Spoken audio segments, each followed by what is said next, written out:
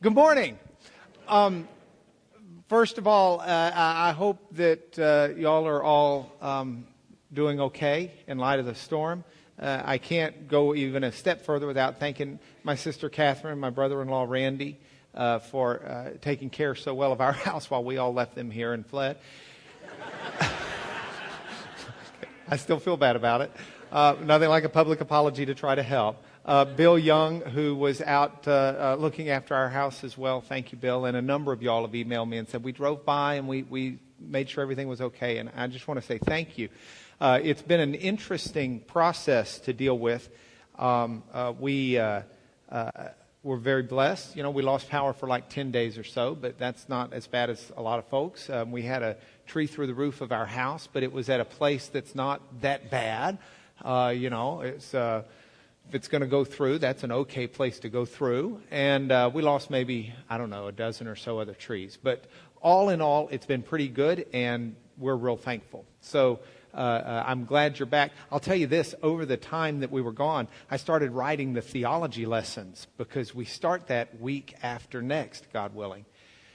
And I'm really juiced about those lessons. You'll be able to see from the very first class why we've gone about teaching Paul's life and going through his writings as we have. Because that really is step one to good theology of understanding Paul and what he has to say about God. And so the theology part is right around the corner. This class is an important class, and I'm glad we get a chance to share it. Next week we have 2 Timothy, which is the only writing of Paul's that we have not covered so far.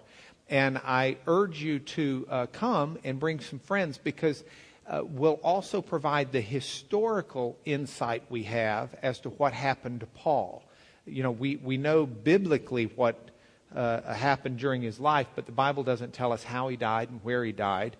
But history, we've got good, reliable history on that kind of information. So we'll throw that into the lesson next week as well and bring Paul's life to a close as we get ready to launch into the rest. But with that, we're on Paul's second to the last letter that we know of he wrote in his life, and that's his letter to Titus. And so that's what I want to cover this morning. And as I was writing the lesson, I was thinking about what Paul does in Titus and how it works out, and it reminded me for some reason of my wonderful wife, Becky. If you ever have a chance to come to our house very early in the morning, before she starts doing breakfast for the kids or anything else, you'll find Becky in her little office area, and she's got a cup of coffee, and she's writing her to-do lists. She has a to-do list for the day. She has a to-do list for the week. I think she has a to-do list for the month, and if I'm not mistaken, for the year.